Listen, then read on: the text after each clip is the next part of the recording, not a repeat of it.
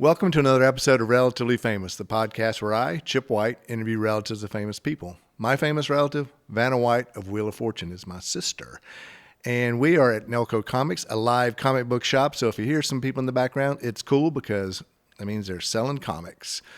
Now, today, I'm super excited to have on Brandon Osmond, who is the son of Donny Osmond, who, I have to admit, as a kid, I listened to his music. I love Donny and the Joseph and the Coat of Many Colors. I can't ever think of the exact title.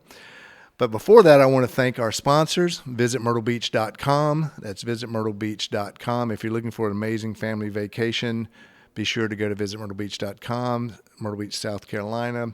60 miles of amazing coastal beach for swimming, surfing, scuba diving, fishing. There's golf. There's amazing food.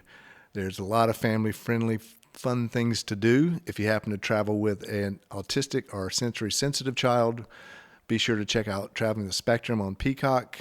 It talks about Myrtle Beach, and then learn more about that at visitmyrtlebeach.com. Now, let's get on the bandwagon and talk to Brandon Osmond.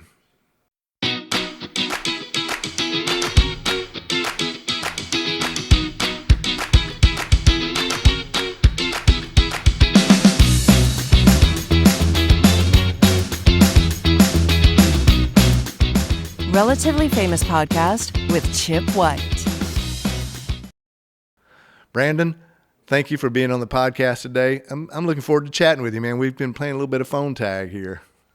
We have. It's been several months, right? It's been several months since we've talked about doing this, and now we're finally doing it. Yeah.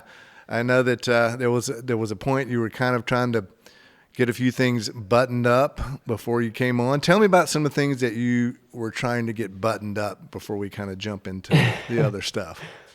Yeah, I mean, I'm still trying to button up those things. Isn't that life in general? I'm actually writing a book about this very topic that we're talking about today. Just this idea of being the son of a celebrity or a relative of a celebrity. What is it like?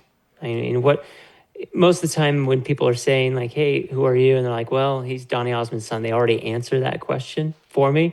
But that's really not the whole story. A lot of times they're just interested in what was it like to live backstage and what is it like back there and who have you met? What celebrities have you met? And I'm sure there's plenty of that I could tell and share, and I'm going to within this book. I already have.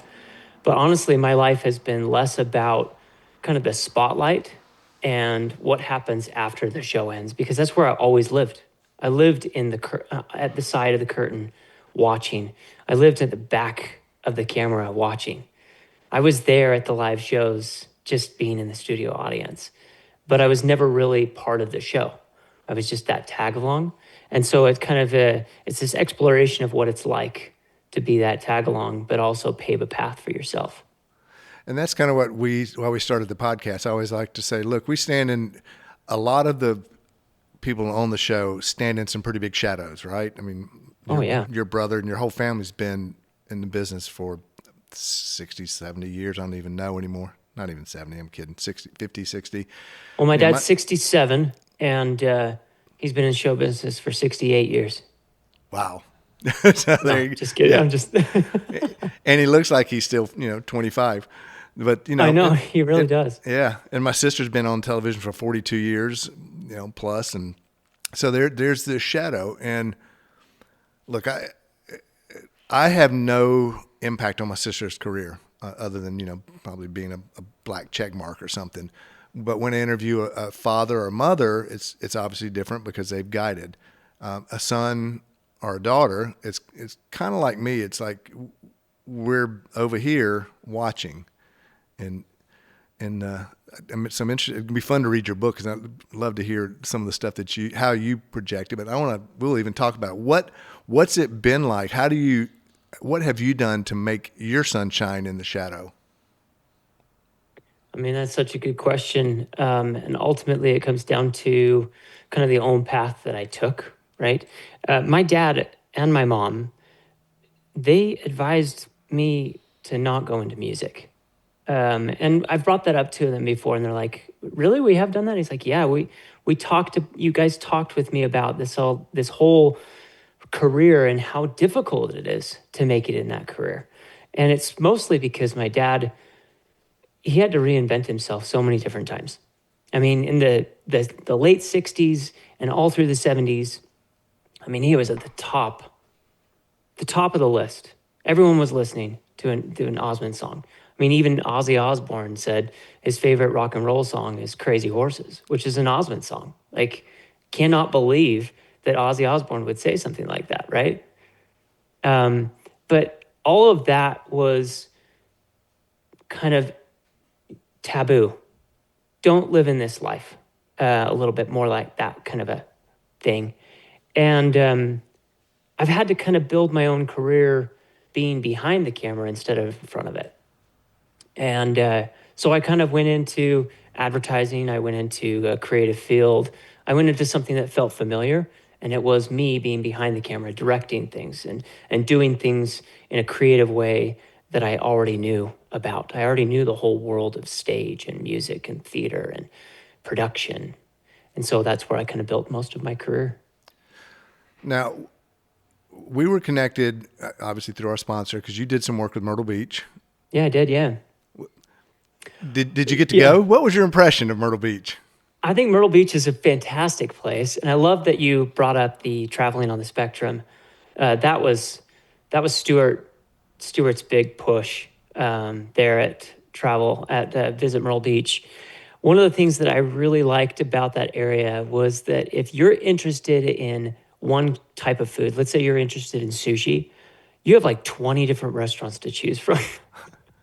It's crazy. You have so many different things. If you want to go and play some mini golf, there's about 40 different mini golf places there with different themes. I think there's more than that, man. Mini golf is, well, It's not as big as it used to be. Man, they were it used to be like one on every corner.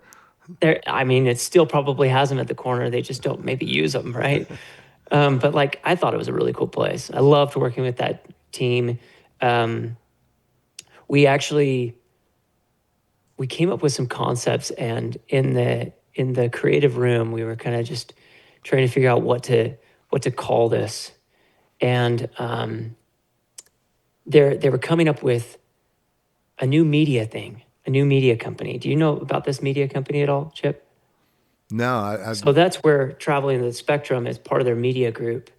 And oh man, now I'm blanking on it right now. But it was this whole thing about just being who you are, just be, right? Yeah. And I had this design that I had put together, and maybe it was a little bit like, this is me talking about myself. Just be who you are. Come as who you are.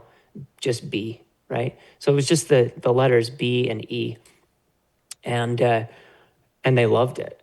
And I think maybe it was just partially because I was trying to say who I was, right? I'm just who I am. I'm just Brandon.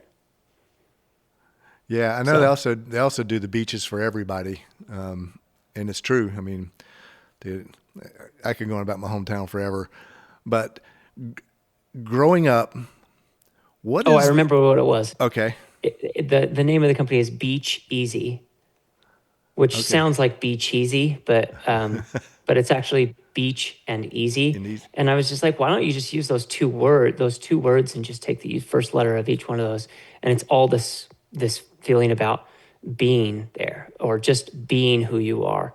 And that's what I kind of liked about Myrtle Beach, is that like it doesn't matter where you come from or what kind of amount of money that you have. You can come to the beach and everyone's equal, right? Yeah. So it was that process. I do love my feet in the sand and in the water there. I mean, I can tell you, for me, it's home. What is? Let me see if I can think. The crowd would say, what is a smell or an aroma that instantly takes you back to some point in your childhood? Wow. That's a really great question. I know it sounds crazy, but it's the smell of urine in a back alleyway. It takes me I know it sounds so strange. It's the smell of cigarette smoke and back alleyway urine in Chicago. I remember you brought it up, actually. Joseph and the Amazing Technicolor Dreamcoat was a huge part of my childhood. I would stand in the wings, the dusty curtains, smelling the perfume of those dancers going on and off the stage. You know, it was a second family to me. People would treat me as if they were my uncle or my aunt or something, or my sister even. And they loved me. And it was like going from one home to another. And we were moving around so much, but in Chicago there was a back alleyway that my dad would come out, and he'd put on his leather jacket kind of a thing, and I could smell just all these different smells are coming back right now. The smell of that leather jacket. Open up the backstage door. He'd come out to a barricaded walkway to his limo, and fans are just screaming his name. And then fans started screaming my name.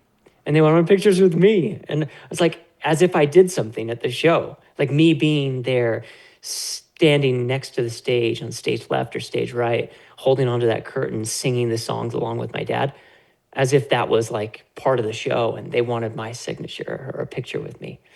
Probably, I mean, they probably have some people out there that probably have my signature. I would suggest that they probably should just throw it away. It's probably worth nothing. But but yeah, that's kind of the smells. I know it sounds weird, but that back alleyway in Chicago takes me back to every single night watching Joseph as we toured around as a family. I mean, it was more of a home than any place because we would move every year and a half because of my dad. We'd be in Chicago, we'd be in Toronto, Vancouver. We were in California before the show started. Nothing was consistent other than the smells and the places with Joseph. So what was it like? I mean, you kind of just described it, but kind of on the road all the time. I've obviously interviewed a lot of musician children also that are in the business, so they've kind of followed that touring is now their life. Mm-hmm. What was it like for you kind of in this touring childhood? And do you miss it, or are you so happy to just kind of be grounded? Is that the right term? Yeah, I mean, that goes right into what I talk about in the book, but there's definitely a double life to that, right? There's this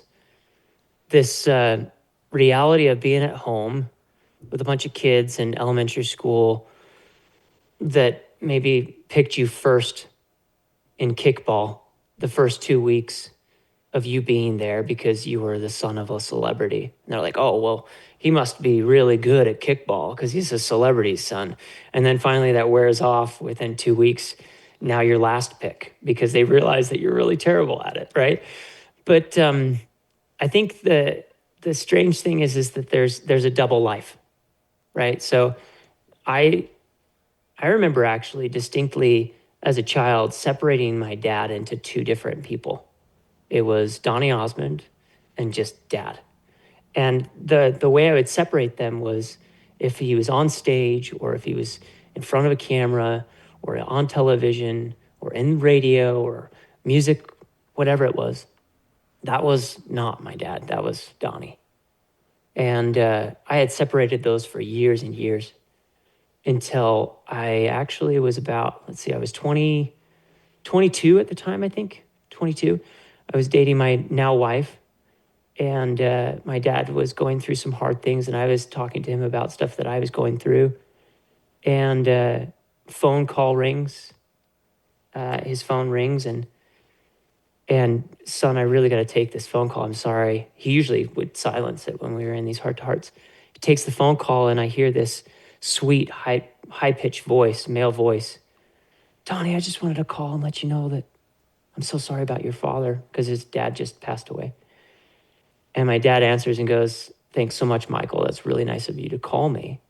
And in that moment, I was like, whoa, that's Michael Jackson on the phone calling my dad. He has my dad's phone number. And then all of a sudden, all those things that I had built, whereas Donny Osmond and dad, they clashed and they became one. And it kind of wrecked all the stuff that I had built. I'd built so many different ways of looking at it, And the way that I would do it, I would separate those two people. And I couldn't do that anymore because now Michael Jackson just came into our home on my dad's phone and talked with him like Tom Cruise was delivering some fresh baked cookies. Like it's weird. So yeah, like I think most of it's just this living a double life. Yeah, that man, that's wild. And I think I read this, not read, I heard your dad tell the story, and I think it was Michael Jackson he was talking about. He was talking about his career, and he'd hit one of those points where things weren't happening, and he asked Mike. I think he said he asked Michael Oh yeah, for the truth, and asked Michael him. said, "Your name is poison, basically." Exactly. And he said, you've got to reinvent. And he released a record, but they didn't say who it was by till it became a hit. And then they finally said, "Oh, that's Donny." Yep. It was Lou Simon. It was a radio host in Utah. My dad actually called him on the phone during the Soldier of Love album, 1989, I think is what it was. He actually calls him and he goes, "Look, I'm going to the airport right now. I've got to fly out to a conference or something." My dad gets in the car immediately down in Provo, Utah, drives up to Salt Lake, gets on that plane, boards the plane without a ticket with an album in hand. And he says, "Is there a Lou Simon on this plane?" Gets on like the PA system, And Lou raises his hand and he goes down there and he gives him the album. He says, "I wanted to make sure that you got this before you left on your trip. I want you to listen to it." So he listens to it, calls him back. They release it as a mystery artist on the radio. People started calling in, asking it for it over and over again. I mean, that's some guts, some grit. Wow. And you would never see anything like that today, obviously, No. because of all TSA stuff. Yeah. Okay. So this is my father right here, and looking at you, it's very obvious you look a lot like your dad. Was Thanks. it? It's a compliment because I mean your dad's still amazing looking man. And the women obviously have thought he was handsome all his life. What's it like? What's it like for you not being in the music business, but then people, and some people might not even know if they might just know he's Brandon, and they'll catch and go, there we go. Wow, you look a lot like Donny Osmond. Does that happen? Has that been part of your life too? Big time. I mean, I served an LDS mission out in Scotland, and I remember knocking on someone's door. They open up the door, and before I could even say anything, they go, "Oh, you're Brandon Osmond." And I was like, "I don't know you from Adam. Like, I don't know you at all." And then they let us in, and we talked with them about the church, right? And then after we had that one discussion, and it wore off like kickball, they didn't want me there at all. So back to your like original question, when people see me, do they instantly recognize me? Yeah, they do. They do. Or it will come up after I had already introduced myself as Brandon. I kind of leave off the last name just to kind of see how they change the way that they interact with me.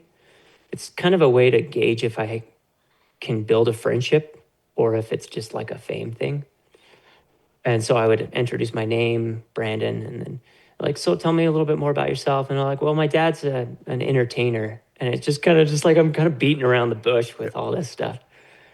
But people would always ask, like, why didn't you go into music? And That was my next question. So yeah, why why did you not go into music? I not go into it? I still don't know if I can answer that. I Do still don't know. you I have the this voice? phantom limb. I still sing. Yeah. I mean, we just had a concert in the park in our neighborhood, and they asked me if I could sing a few numbers, and I did. And then my kids just sang at the old folks' home down the street, and they wanted me to sing something, so I sang one of Billy Joel's songs and played at the piano. I mean, I still do it. I just don't do it enough. Yeah. Do you Yeah. do you think as a, I won't say second career, but kind of as you wind out of the advertising business at some point that, maybe I'll pick it up, or is it just something like, it's not a burning desire yet? No, like I was kind of saying before, it is a phantom limb. It will always be there. I mean, having the Osmond name has so much baggage that's attached to music and in that industry that if you don't sing or if you're tone deaf or something like that, it's as if you're not an Osmond, right? Yeah. So you kind of always question like, hey, maybe I should do this. But I think of music as fire, though. It's like incredibly beautiful to look at and be part of, but it burns. It burns you. I mean, applause fades so quickly. Fame fades. It all dies down. And by the time you're finished with your career, I mean, I could see it with my dad's brothers, where, I mean, no one knows who they are anymore. Yeah, it's kind of what I was going to say. Is like, why do you think that it kind of just hit this wall? I mean, because it wasn't like there was a scandal. It wasn't like, it's like just all of a sudden, it's kind of like today's media of getting canceled, or people just turning on like Pedro Pascal. All of a sudden, everybody's like turning on him because he's in a bunch of stuff, but he did nothing wrong. He's just an actor, right? What do you think people turned on the Osmonds, so to speak, and do you think they're kind of shifting back? I do see a lot of the older music kind of. I'm surprised at what kids listen to sometimes. They go, "Oh yeah, that's me too." I mean, they're listening to some old rock, right? I mean, you'll still get like the AC/DCs and all that other stuff that Metallica. I think maybe the relevance of those things stick around because of the image of it, right? And so the relevance is still there. I don't know if the relevance of the Osmonds will come around like that, though. I just don't think so. Yeah, it's definitely different era. I remember as a teenager, watching, for me, memories like Tom Jones. If I hear a Tom Jones song, I'm instantly back on the sofa with my mom watching the Tom Jones variety show and the Engelbert Humperdinck and, Donny and Marie. It'd be interesting. It's interesting to me that those kind of performers aren't around anymore. The generation, as much as they're on YouTube and as much as they're on viral videos, they're not entertainers, I guess is the word I'm thinking of. Yeah. I think it dies down. Like I said earlier, like the music fades, and the fans fade. The applause dies down and the lights turn off. Everything kind of just has its time and place. And that's just kind of the way it is in life. And that's that's where I go with my book, is that like, it doesn't matter if you're famous or not. Your story it fades with you. Like, you can still have a legacy by giving it to your kids and giving it to people that you love and maybe even close friends or relatives. You can have that legacy live on, but really it fades. It fades so quickly. We work so hard to build something and all of a sudden it's gone. Yeah. My father-in-law's, before he passed, one of his sayings always was, in 100 years from now, what's it going to matter? Who's going to care, right? You're right. It's like, even if your name's etched in stone on a building, people go, who was that? I mean, the younger generation today, when people say, oh, that's Vanna White's brother, they're like, who? Yeah. She went from... So you're getting the same thing where it's like, I mean, I'm having to spell my name now. I didn't have to do that when I was younger. Yeah. I have to spell my last name, right? Like Osmond. Oh, okay. How do you spell that? Like, oh dear, it's gone. Yeah. What are some of the other? So you're writing the book. What's been some of your favorite campaigns for advertising? Because I've got friends in the business, and I've done promos for TV shows and stuff like that. Not so much advertising, but I think it's always fun to promo something. What's been your favorite campaign? Man, that's a good question. I've tried to remove myself from it so I don't get too caught up in liking it too much. Because if someone doesn't like it, then it doesn't hurt my feelings so much. Yeah. I actually did some stuff. One of my favorite things to be involved in was actually it was actually a film that we produced, and it was called The Christ Child, and it was a story of the birth of Jesus, but it was told through the ancient Aramaic language, and I was I was part of the production crew and I did all the photography for it, but it was cool to be there and to feel as if you were in that space, like a real space, like real Jerusalem, real Bethlehem. It felt like you were living that moment again. So it wasn't necessarily a campaign, but it was a creative field where I was part of this big production of recreating what it probably was like with that ancient Aramaic language. Wow. That's pretty cool. Okay. Our time is running out. My last question. What is the one question I didn't ask you that you wish I had have asked? Well, you didn't ask me about my family. I Tell me think about your family. my family is where I want to focus a lot of my time and efforts. I have 4 boys. Osmonds don't know how to make girls, so we only make boys. So I have 4 boys, 15 down to the age of 8, and that's just everything to me. When it comes down to the fading of lights and everything else, you know, what is the thing that matters the most? And it's those things in the quiet, ordinary moments. And my quiet, ordinary moments, sometimes the loudest moments of my life with the screaming and the hitting and the best friends turned enemies for my boys. And that's the stuff that sticks, man. That's life, is raising kids and being there with your wife and through the thick and thin of it all. That's the story that I want to keep living and passing on. That's man, that touches the heart. You know, we've only got one son, and I think back, he's in his mid-20s now, and you know, I think back of those times watching him grow up. The first couple of years of his life, I was not as present because I was in my own little demon world, you know, drugs and alcohol. But you know, from 3 on, I've been present in those moments of being present and being there. You know, I'm sure I don't tell them that enough, but man, they mean gold to me. They're the world. I mean, you know, to know that you're there for them. And it sounds like you've and your wife have been this nucleus of a pinpoint for them. Like mom and dad are there, and that's good. Yeah, I mean, that's the thing that matters. The reason why you buy a house in a certain neighborhood, the reason why you go on vacations, or the reason why you do your job really comes down to just that legacy of who you're going to be passing it on to. And I'm passing it on to my 4 boys, and I want to go on this ride for as long as I can with my wife and my 4 boys. Well, 15 to 8, you've got some interesting years ahead of you, my friend. It is busy time. We're actually homeschooling them this year, and we've been doing that for the past couple of years. So it is a busy house. They're in plays. They actually do perform as well. My 2 older boys are in the Charlie and the Chocolate Factory at one of the big theaters here in Utah. And my second son is Charlie, and my oldest son is Mike TV. I'm just so proud of them. Like, I'm kind of living my life vicariously through them.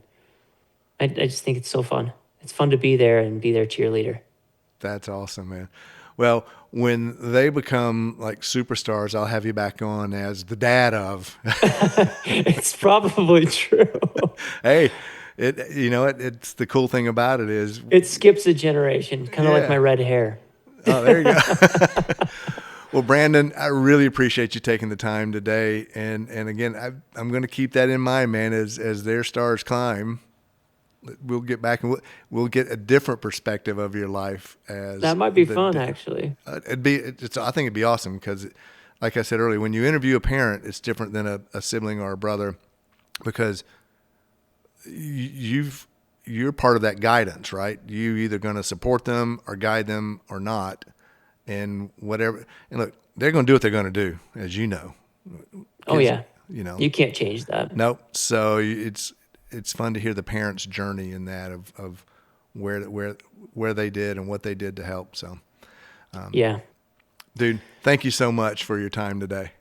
Chip, I'm glad that we finally made it happen. Me too. And if I'm ever out in Utah, I'm going to holler. And if you're ever in San Antonio, please give us a holler, man. We'll take you up to the ranch and hang out.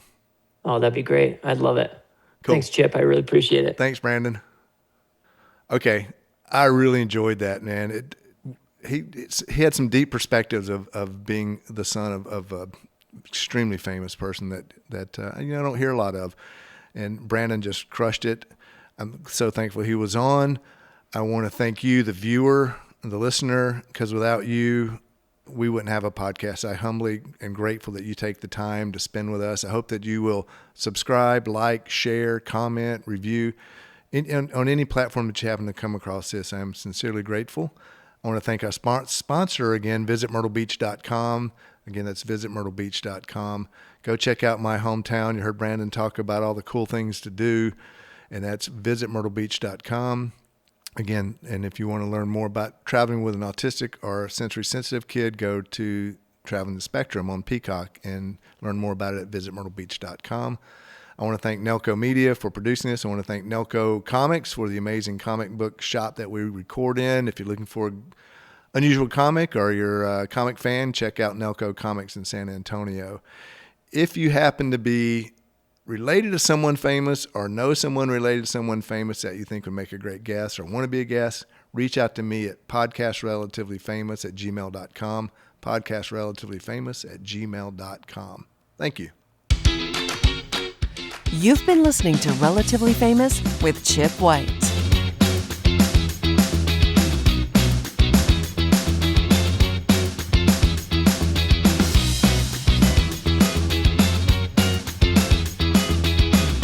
Please like and subscribe to Relatively Famous with Chip White.